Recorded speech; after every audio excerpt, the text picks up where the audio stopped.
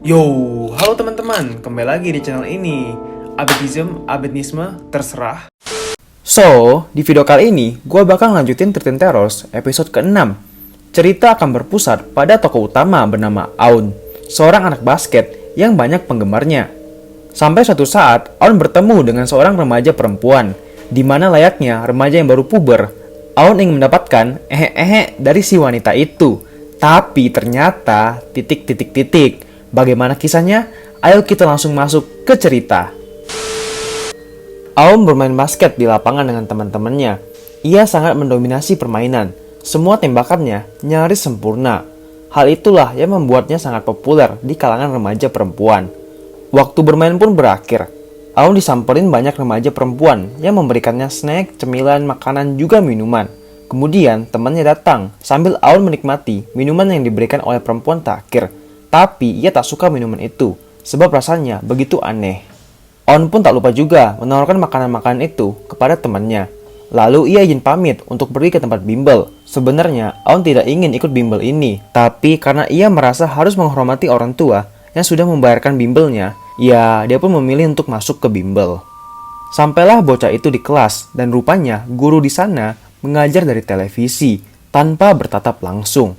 Ia sangat bosan mengikuti kelas itu dan kerjaannya cuma melihat-lihat anak-anak di sekitar. Sampailah suatu saat tak sengaja Aun memandang ke arah luar di mana ada seorang siswi yang lewat. Aun pun langsung saja terpanah melihat siswi itu.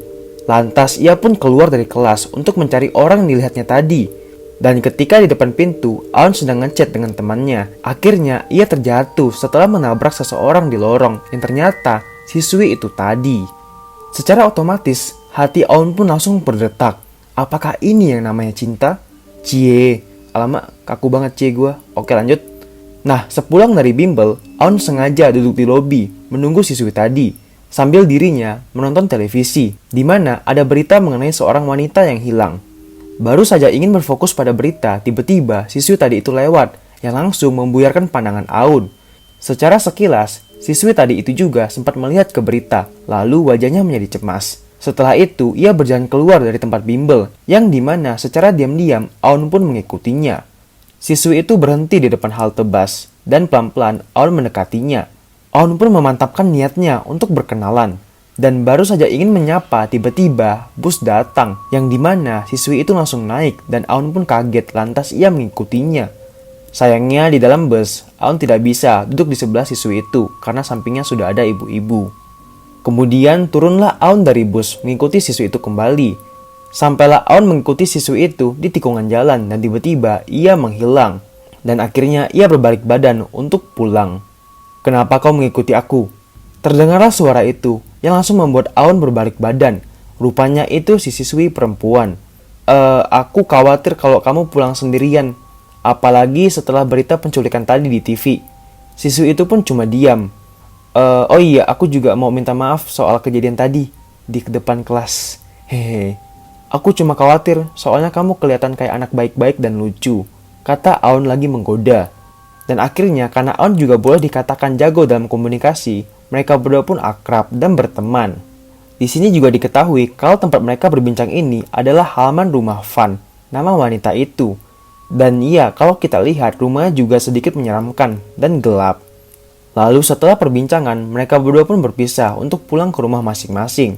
Nah, di sini, dari depan jendela rumahnya Van, ada sosok yang samar-samar mengintip mereka dari luar. Besok harinya, sebelum masuk kelas, Aun menghapus foto-fotonya dengan wanita-wanita simpanannya. Wow, bagus kamu ya. Nah, setelahnya ia berjalan masuk dan mencari kelasnya Van. Padahal mereka seharusnya di kelas berbeda. Nah, Aun pun beralasan kalau kelas bimbel ini lebih nyaman ketimbang kelas bimbelnya. Apalagi di sini ada Van. Ucap gombalan Aun sekali lagi. Dan di momen ini, Van pun mulai terpesona oleh rayuan-rayuan gombal dari Aun. Memanfaatkan momentum yang sama, Aun pun meminta Van untuk mengajarkannya matematika. Karena kalau ia mendapatkan nilai jelek, papanya akan marah. Lantas karena tidak enakan, Van pun mengiyakan. Lalu beberapa saat kemudian, Van pun menawarkan minuman kepada Aun. Dan di sini Aun pun bilang kalau minuman itu terasa aneh. Tapi mungkin saja itu disebabkan oleh pasta giginya tadi pagi, ucap Aun. Dan seperti malam sebelumnya, Aum pun mengantarkan Van pulang ke rumah. Remaja laki-laki itu pun berkata, "Mau nggak kamu ngajarin aku MTK hari ini aja? Kan lebih cepat lebih baik," ucap Aum. Tanpa pikir panjang, Van pun menyetujui hal itu dan mengajak Aum untuk masuk ke rumah. Waktu membuka pintu, Aum terkejut sebab kondisi rumah sangat gelap. Dan di saat bersamaan juga muncul sosok wanita tua yang awalnya Aum kira mamanya Van. Wanita itu tersenyum pada Aum, namun wajahnya terlihat menyeramkan karena adanya bekas luka di sana. Van bilang kalau itu bukan mamanya, itu cuma bibi yang tinggal bersamanya untuk merawat rumah ini. Lalu Van pun mengajak Aum ke ruang keluarga, dan di sini wajah bibi seketika berubah menjadi datar. Sewaktu menunggu di ruangan itu, Aum merasa tidak nyaman sebab kondisi ruangan itu cukup gelap, ditambah banyaknya lukisan-lukisan serta patung-patung aneh yang juga menambah nuansa seram ruangan itu. Tak lama kemudian, Van pun datang dan mereka berdua mulai belajar. Namun rupanya Aum kembali merasa tidak nyaman, tapi kali ini bukan karena nuansa seram, melainkan karena ia tidak fokus. Sebab matanya terus memandang ke arah pahanya Van yang padahal biasa aja. Tapi apa daya, namanya juga remaja baru puber. Tiba-tiba bibi datang membawa minuman yang langsung membuat Aum canggung. Setelah itu Aum pun izin untuk pergi ke toilet. Waktu di lorong, tak sengaja Aum mendengarkan suara tangisan seseorang. Sumber suara itu berasal dari pintu putih di sampingnya. Aum pun berjalan mendekat. Tangannya meraih gagang pintu itu. Dan tiba-tiba, bibi pun datang. Aum pun langsung bertanya arah kamar mandi untuk mengalihkan topik. Waktu kembali ke ruangan keluarga, Aum yang mulai ketakutan bertanya kepada Van tentang bibi penjaga rumah itu. Van pun mulai bercerita tentang mereka berdua yang tinggal di rumah ini. Juga mengenai bibi yang sudah merawatnya sejak kecil. Nah, setelah cerita itu, mereka berdua pun saling bertatapan. Lalu tangan Van memegang kepala Aum dan ia mendekat. Kedua bocah itu semakin saling bertatapan. Dan lalu... Nungguin ya?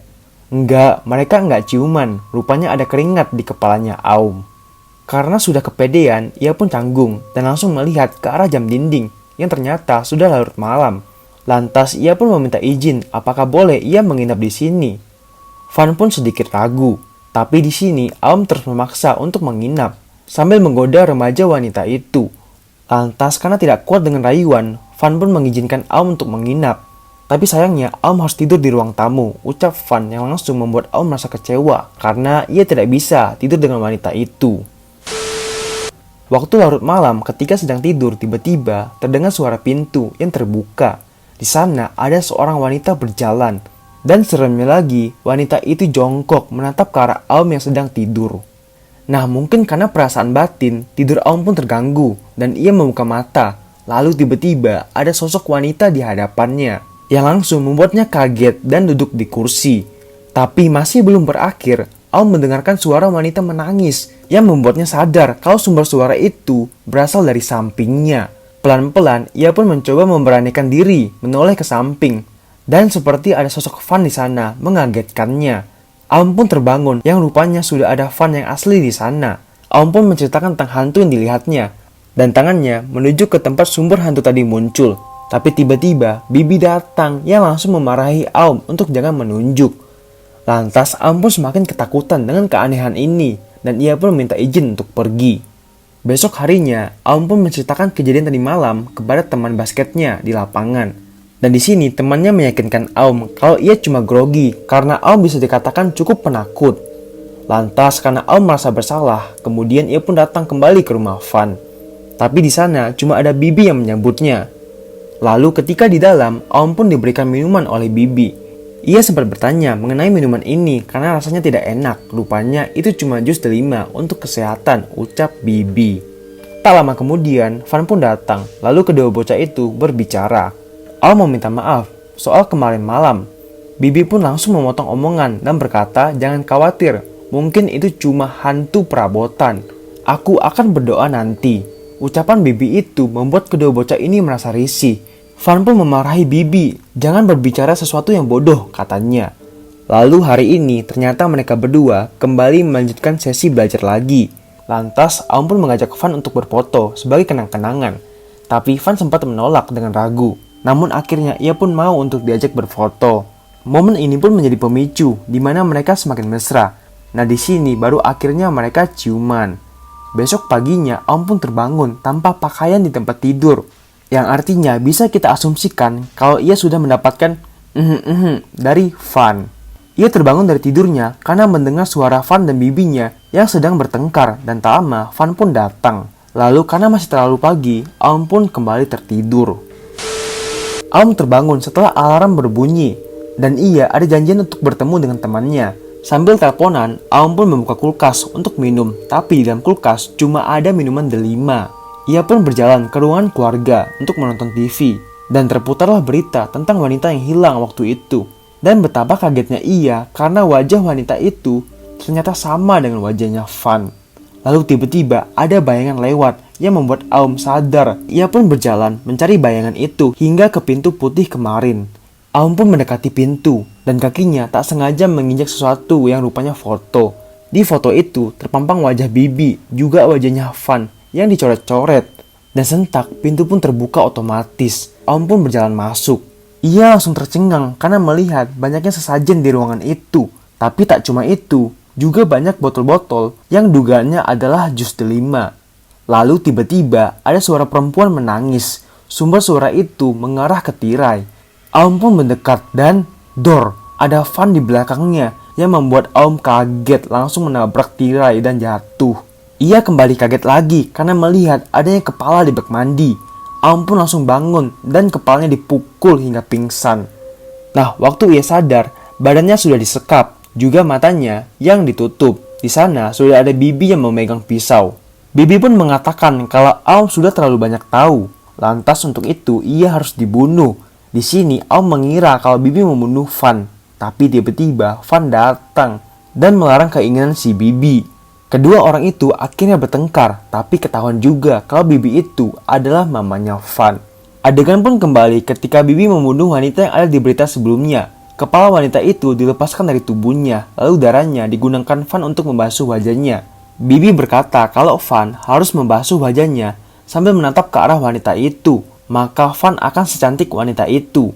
Berikanlah sisa air basuhan ini kepada orang yang kamu suka, maka ia akan terpesona denganmu, ucap Bibi sekali lagi kepada Van. Karena ternyata selama ini Van melakukan ritual seperti itu untuk membuat Aum jatuh cinta kepadanya. Di sini Van pun langsung bilang kalau ia bukan wanita seperti itu. Lagi pula Aum menyukai kepribadianku, bukan wajahku. Yang dimana setelah itu Van dan mamanya kembali bertengkar. Lalu beberapa saat kemudian, suasana kembali tenang. Rupanya wanita tua itu sudah tak bernafas lagi. Ia meninggal karena dibunuh oleh Van. Aum yang dari tadi cuma mendengar kembali ketakutan. Lalu Van pun mendekat untuk membuatnya tenang dan membuka penutup kepala Aum. Namun ekspresi muka remaja pria itu sangat kaget ketika melihat wajah Van, yang dimana Van pun langsung menutup wajahnya sambil menangis. Van kembali bertanya apakah Aum masih tetap sayang kepadanya. Tapi Aum tak menjawab. Ia cuma meminta Van untuk melepaskan ikatannya dan berjanji kalau ia tidak akan menceritakan hal ini kepada siapa-siapa. Sayangnya, Van langsung mengambil pisau dan menancapkan benda itu ke tubuh Aum berkali-kali sambil berteriak-teriak. Ya, dan adegan pun kembali waktu Aum selesai bermain basket, di mana ada seorang siswi di awal tadi yang menawarkan minuman merah kepadanya. Mungkin aja disinilah awalnya Van memberikan minuman itu kepada Aum. Nah, waktu Aum menoleh ke siswi itu, terlihatlah juga wajah asli dari Van. Lalu setelahnya, 13 Terrors episode 6 pun selesai.